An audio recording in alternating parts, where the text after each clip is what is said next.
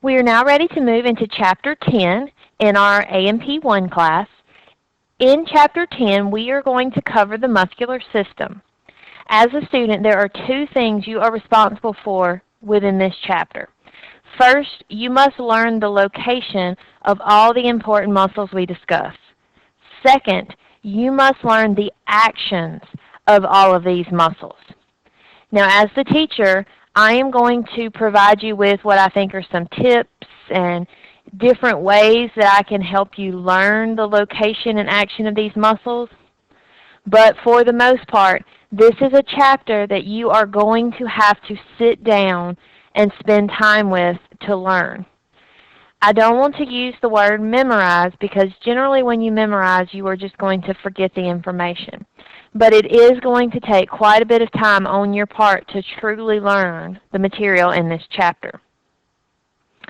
As we go through each of the muscles in this chapter, we will typically go over the prime movement of the muscle.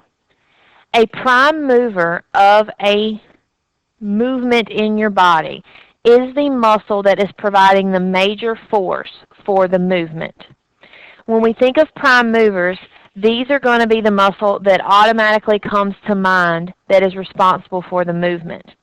If we think of a simple movement such as flexing the forearm, also known as a bicep curl, most of us realize that as we pull that forearm up towards our shoulder, we are using our bicep to do that. The bicep is the prime mover of that movement. Anytime you have a prime mover of a movement, you have an opposing muscle called the antagonist that can give you the reverse of a particular movement. The antagonist of the bicep curl or forearm flexion is the tricep on the back of the upper arm. When movements occur, we do not only have prime movers and antagonists. We also have synergists and fixators.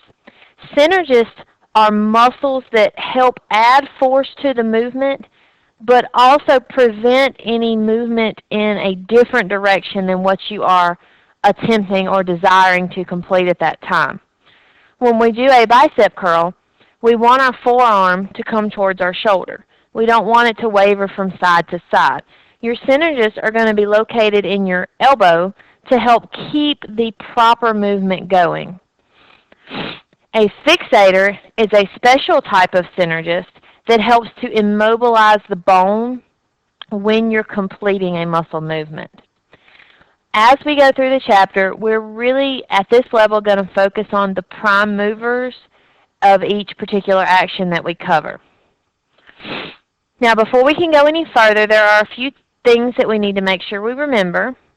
At this point, you need to all remember what flexion, extension, hyperextension, abduction, adduction, elevation, depression, dorsiflexion, plantar flexion, all of the movements that we went over in Chapter 8, you have to understand. If you do not know that terminology, you do not need to listen to this lecture at this point. Go back, review the terminology, and then come back to this lecture. We're going to start with the muscles of the face and head. Then we'll move down the neck and so on down the body. As we look at the muscles of the head and the face, you can see that there are many small muscles running in different directions. These are simply the superficial muscles of the face. We're not really going to go into the deeper levels of the face. It can get extremely complex. If we start with this large muscle that extends from the frontal region to the occipital region of the cranium, this muscle is called the epicranius. There's the frontal region and the occipital region of the epicranius. The epicranius is responsible for helping you to wrinkle your forehead. And you can feel that. You can move that epicranius muscle and feel your entire top of your head, your scalp, contracting. And when you do that, if you look in the mirror, you'll see that you form the horizontal wrinkles on your forehead. The large muscle here, located on the temporal region of the cranium, is called the temporalis. When you flex your temporalis muscle, that helps you to move your jaws. This is actually one of the most important prime movers in chewing. And if you all pretend you're chewing gum and put your hand above your ear around your temple, you will feel this temporalis muscle contracting. Now if we move towards the face, we get to see one of our first little tips I'm going to give you for the day. And that is, anytime you see muscles that are round like this, they're always going to have the name orbicularis. Orbicularis muscles are circular muscles that are found at openings. So you have them around your eye, around your mouth. You have the same sort of muscles around your anus and different regions like that. The circular muscles, when they contract, they get smaller in diameter, and then when they relax, they get larger in diameter. So the one around the eye is called the orbicularis oculi. The one around the mouth is called the orbicularis oris. It's harder to do with the one around your eye, but you can all purse your lips, and you will see the decrease in diameter of the orbicularis oris.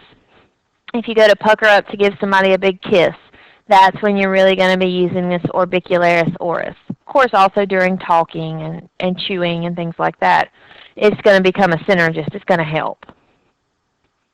Now if we move to some of these muscles located here above the mouth, we have two that connect right to the zygomatic bone. These are called the zygomaticus major and zygomaticus minor. Another tip. A major is going to be a larger muscle than a minor. When you have a group like this, they both have sort of the same function. When these muscles contract, it's going to pull this portion of your face up, and that's going to be important when you're smiling and or talking.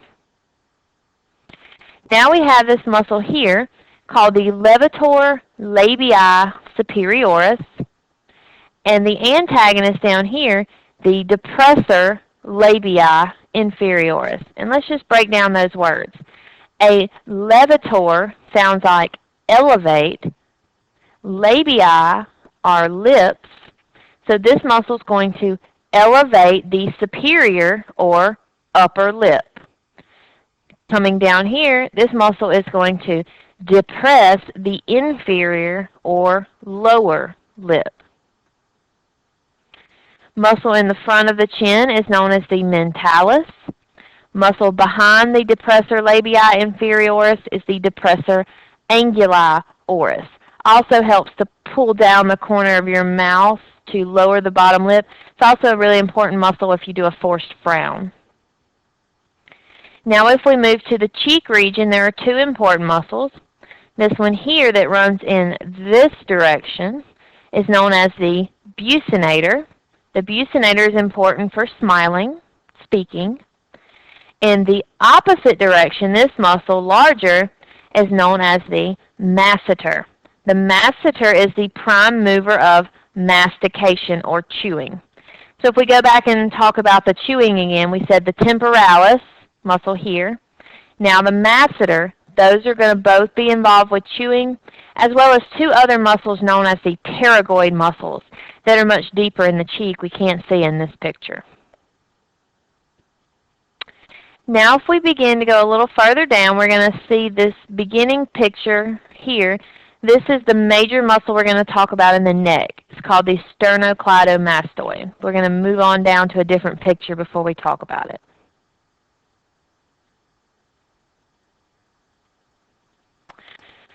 Moving down into the neck, we see these deep muscles of the neck. Notice the end of all of these muscle names is hyoid. If you recall from Chapter 7, the hyoid bone is the only bone in your body that does not articulate or connect to another bone. It is sitting here in your neck region, connected by all these different muscles that end in hyoid. All of these muscles are responsible for helping you to swallow. As the muscles contract in a very intricate way, they pull down on this hyoid bone, helping to push the food down your throat until it can get into your esophagus. The two most common that you're responsible for labeling are the sternohyoid and the omohyoid. The sternohyoid here comes all the way down and connects to the back of the sternum. Omohyoid here is on the side. Now let's move on down and talk about some of the more superficial muscles of the neck and then go down the back. Now here's the next place I can give you a little tip. Most of the time, if a muscle is on the anterior or ventral surface of the body, it is going to be involved with flexion.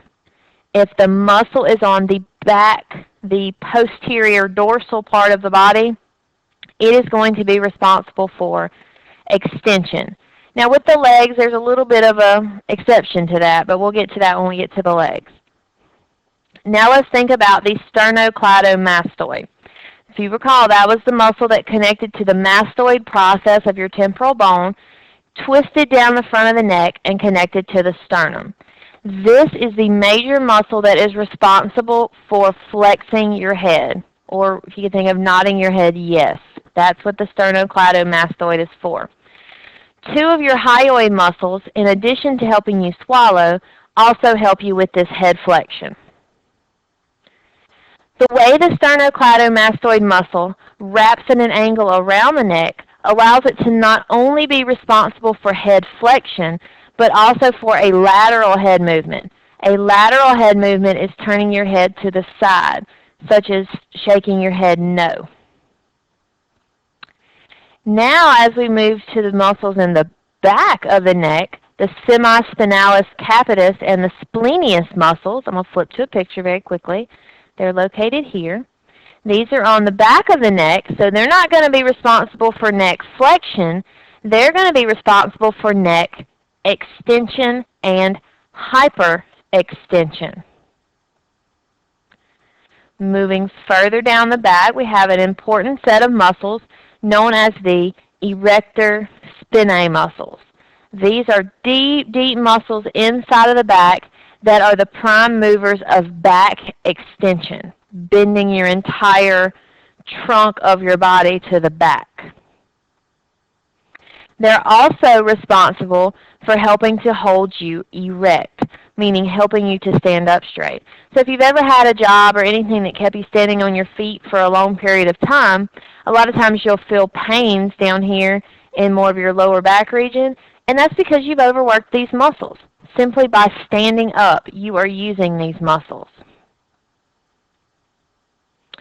Moving down, now let's look at the muscles of the thorax. You have muscles that run in two different directions, two layers of muscles that run between your ribs. You have the external intercostal muscles and the internal intercostal muscles. Another tip from me just to help you learn these names. Anytime you hear external, it is going to be further to the outside of the body, but it's also going to run in a specific direction. External muscles run in the direction that your hands would face if you put your hands in your pockets or put your hands on your hips. If you switched your hands into the other direction where your hands were facing up instead of like in your pockets, that would be the direction that your internal muscles run. The external muscles and internal muscles between your rib cage are responsible for helping you breathe. They are considered the muscles of respiration. And if we think about what we all know about breathing, breathing requires two movements, in and out. So one set helps you breathe in, one set helps you forcefully breathe out. It's a little bit opposite of what you would probably want it to be for an easy way to remember it.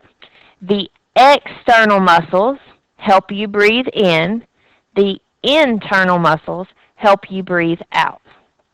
But one thing that can always help me is the external, the ones on the outside, we're going to use those first. And what do you have to do first? You have to breathe in before you can breathe out. Although we can't see it in this picture, you'll be able to see it in some of the images of the muscle models from lab. There's another muscle that sits underneath the rib cage that's involved with breathing, mainly helping you breathe in, and that's known as the diaphragm. Now moving down, we have the muscles of the abdominal wall, and these muscles run in several different directions to give us different movements. For the most part, the ones that are most familiar to us are these that run down the center with the fibers running up and down, known as the rectus abdominis muscles. Another tip, anytime you hear rectus, you need to be looking for fibers that run up and down. The rectus abdominis muscles are what we think of as our six-pack muscles. And if we remember our rule, these are on the front or anterior surface of the body, so they're responsible for flexion. Most of us could probably predict that, though. If I wanted to have a nice six-pack, really tense up these muscles, I need to do what exercise? I need to do sit-ups. Sit-ups are flexions of the trunk. So that's what these muscles are responsible for. Then on the side, we have fibers that are running, like the direction your hands would be if you put your hands on your hips or in your pocket. These are the external obliques. And you see underneath, running in the opposite direction, hands up, these are the internal obliques. You use your obliques to help you rotate the trunk. External oblique on one side helps you laterally rotate, and then the internal oblique helps you medially rotate. Underneath all of these muscles are some muscles that run in this direction in the transverse orientation. They're known as the transverse abdominis. These are going to be muscles that help us compress our stomach, specifically when we're doing things like urinating, defecating, childbirth, screaming, different things like that. Now as we begin to move up, and we'll flip to the picture and say these things that are written on the slide, we're going to look at the muscles of the chest and the back. Now notice it's the same picture, but it looks different on both sides. Anytime you're seeing more bones, you're looking at a deeper image, deeper muscles. So I'll start over here. The most superficial muscles of the chest and upper shoulder are the deltoid here on the shoulder, and this large muscle that covers the entire breast region known as the pectoralis major. Remember, anytime we have a major, we have a smaller version of the same thing. So here's our pectoralis minor. And then underneath, down the sides of the ribs, those are called the serratus anterior. If I move back to this picture for just a second, I can show you how I remembered the serratus name. We all know what a serrated knife is, right? It's like a steak knife. To me, when I look at these serratus anterior muscles, that reminds me of a serrated knife. So that always helped me remember. Now moving back here, if we think about what is this movement on the top of my arm, my shoulder right here, this deltoid going to do? Think about what action you would do that would make that muscle hurt. If you hold your arms out to the side for a long period of time, you are going to start to feel a tingle in your shoulder. That's because your deltoid will begin to get tired. Your deltoid is responsible for the abduction of your entire arm. Now's a good time for me to give you another tip. When we're talking about muscles and movements of our limbs, the muscle responsible for the movement is going to be more proximal to the area. So what does that mean in layman's terms? The shoulders move your whole arm. The upper arm muscles move your lower arm. Your lower arm muscles move your hand. Your hand muscles move your fingers. Same thing goes for your legs. The muscles of your hips move your whole leg.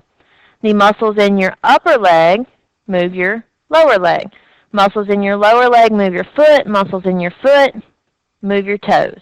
So it's just something to kind of help keep it straight in your mind. Back to our picture. Our deltoid here, we said, is responsible for abducting our arms. So we have to have an antagonist. That's going to be here on the back, the latissimus dorsi. helps you to adduct or pull your arms back to your body. The pectoralis major and minor here in the front, they're responsible for forward movements of your arms, like if you're in the gym, a butterfly curl or portions of your bench press, flexing the arms, moving the arms forward. The muscle that is the antagonist that opposes that movement is this large muscle here, known as the trapezius. The trapezius is also responsible for helping you to shrug your shoulders. Now if we move around to the deeper muscles of the shoulder, notice all of these muscles are wrapped around this bone, known as the scapula. To help orient you, this right here, that's the spine of the scapula. So between the scapula and the vertebral column, you have three muscles, the levator scapulae, and then the rhomboid major and rhomboid minor. On top and within the scapula, you have the supraspinatus above the spine, the infraspinatus below the spine, and then the teres major and the teres minor. All of these muscles collectively are responsible for helping you to move that scapula. And when you're going to move your scapula, that's going to allow you to make circumduction or circular movements of your arms. People that use these muscles a lot are people that do things like play tennis. They swing that tennis racket. Or baseball players, maybe a pitcher, when he throws the ball, that's going to use those muscles a lot. I'm going to flip to a different picture here and show you. These muscles, you notice, same muscles we were just looking at, they have a little star by them. These are the muscles that we know as our rotator cuff muscles. And you've probably at some point in your life heard people talking about having a rotator cuff injury. And those are usually going to be people like baseball pitchers or things of that nature because they are constantly rotating that scapula. Now let's move a little further down our arm and look at the muscles in our upper arm. Much simpler to learn. The muscles of the upper arm in the front, our major muscle is going to be the biceps. We call them the biceps brachii. You can see a little bit of the antagonistic muscle sticking out behind it. That is the tricep. If you look here on the back of the arm, you can see the entire back of the arm is made of the triceps brachii. The bicep is the major or prime mover of forearm flexion. The tricep is the prime mover of forearm extension. In our elbow here, we have a muscle called the brachialis. The brachialis is a synergist to the movement of the biceps brachii.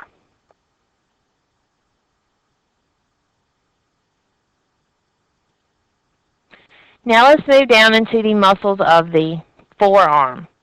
The muscles of the forearm are going to be responsible for moving the hand. Now this may seem kind of silly, but it's very important to be able to look at these pictures and tell whether you're looking at the underside of your forearm, the palm of your hand, or the back side of your hand, because that will help you figure out which muscles you're looking at. Anytime you see this big padded area of muscle right here, that's the padded area that's underneath your thumb. What we're looking at here is the underside of your forearm, the part that is equivalent or on the same side as your bicep. If you recall anatomical position, this is the part of our forearm that's going to be facing anterior. And remember, we said all of our anterior muscles are going to be for flexion.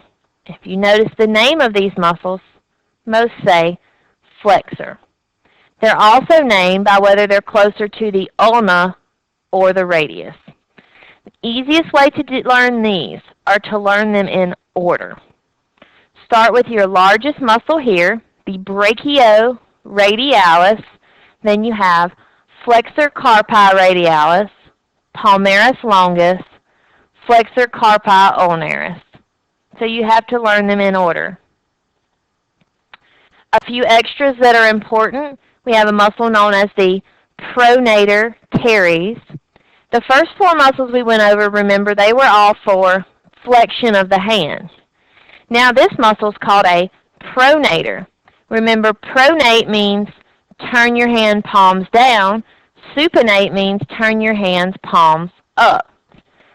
So this is obviously going to be a pronator of the hand. If we flip now and we look at the back side of the hand, I have the same advice. Start in one place and then go over.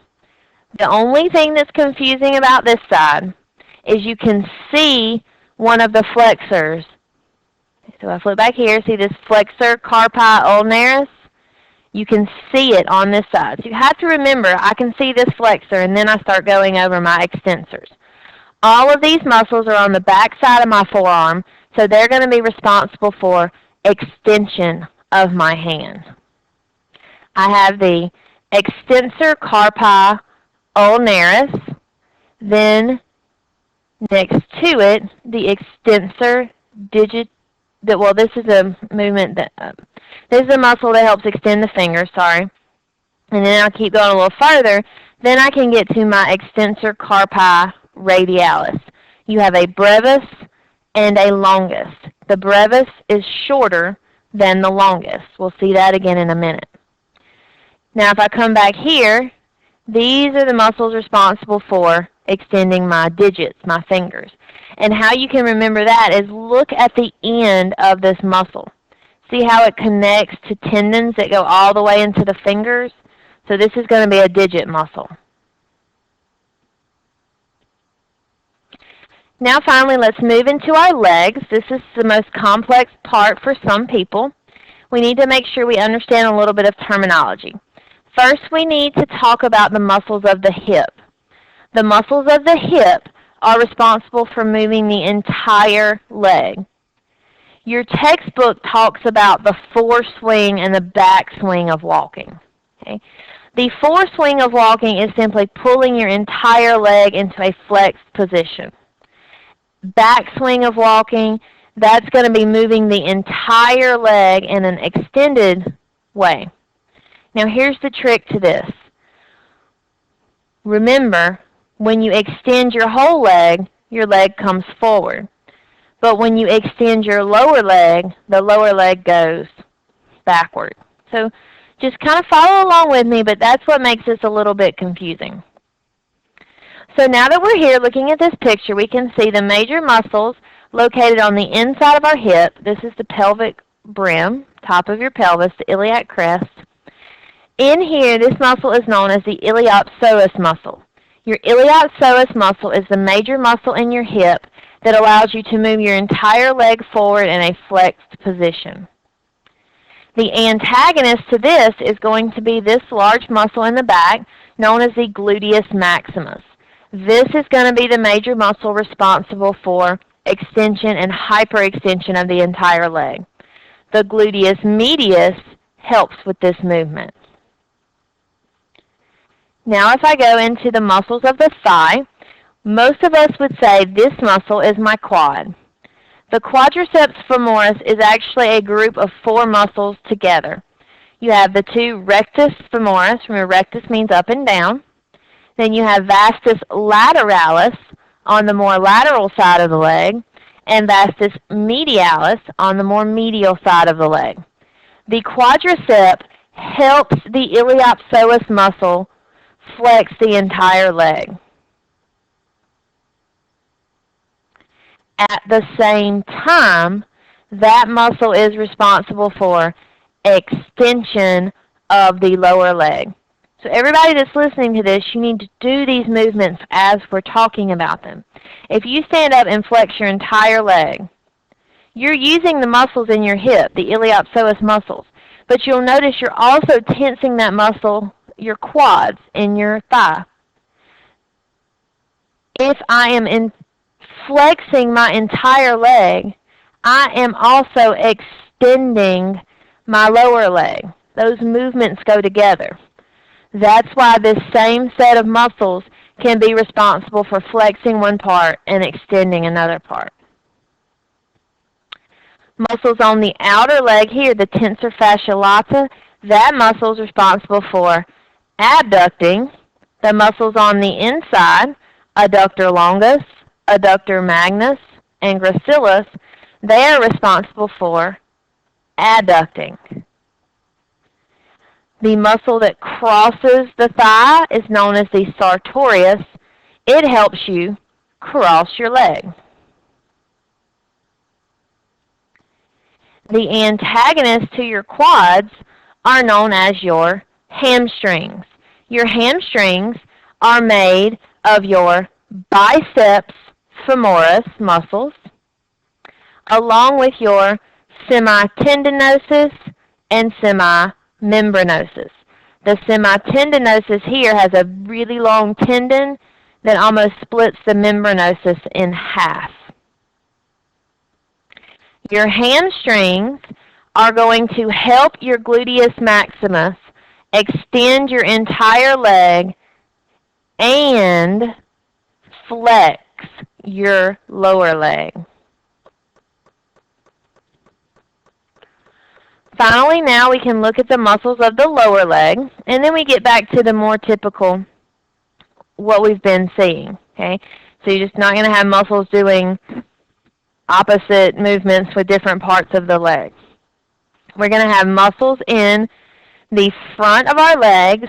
They are going to be responsible for dorsiflexion, and then the muscles in the back are going to be responsible for plantar flexion. The major muscle in the front of the lower leg is called the tibialis anterior. Going more lateral, we have the fibularis longus and the extensor digitorum longus. Again, you can see the digitorum muscle has this long tendon that comes down into the toes. Coming more medial, we have the soleus, and then we can see part of the gastrocnemius, which most of us know as our calf. So we go to a different angle. Here's that large tibialis anterior muscle in the front. Then the extensor digitorum longus, there's your long tendon. Then the fibularis longus, soleus, gastrocnemius. Muscle here is responsible for dorsiflexion, bringing the foot up. Muscle back here, responsible for plantar flexion, pointing the toes.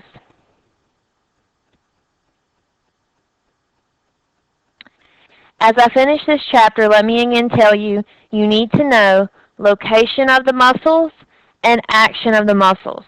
The best way to learn these actions is to physically do them with your body as you hear me talking about them. So I recommend that maybe you listen to this lecture again, and as I go through the actions, actually stand up and do them. And I think that will help you a lot.